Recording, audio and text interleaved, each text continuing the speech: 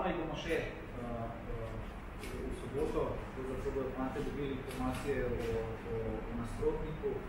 Rad bi poudaril, da se bolj ukvarjamo s seboj in svojimi principi, ker glede na to, da nimamo izkušenj, moramo na sebe bolj gledati, ne glede na to, kakšen nasprotnik nas čaka. Nasprotnik je sigurno bolj izkušen kot mi, vsako leto je deležen tega tekmovanja, ne izgublja z velikimi rezultati, konstantno je v svoji državi v zadnjih 5 letih, 6 letih, to je bil državni prvak, torej sigurno pravšnji nasprotnik za nas.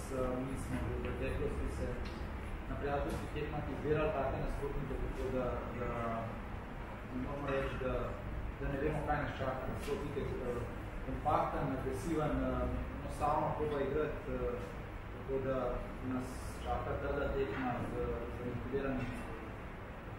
Zaradi tega, ker smo mladi, imeli smo super sezono, tako da vsak se mora sam soočiti s tem. Jaz imam mogoče neko izkušnjo za sabo, tako da vem, kako se s tem soočati.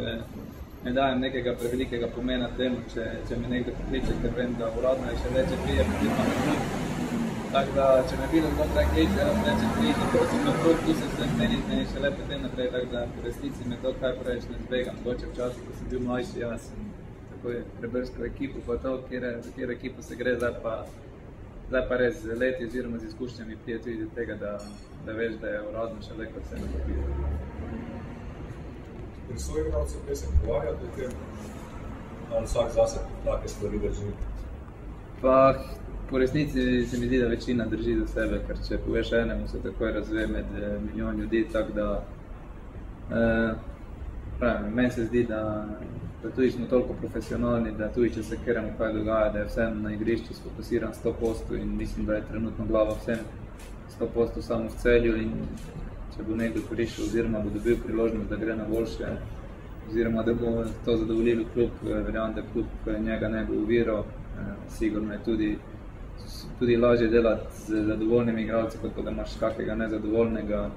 Ampak kot sem dejal, trenutno je stanje res super, tudi mislim, da se vsak od nas želi odigrati Evropo in potem razmišljati v smeri naprej, če bo prišlo do tega.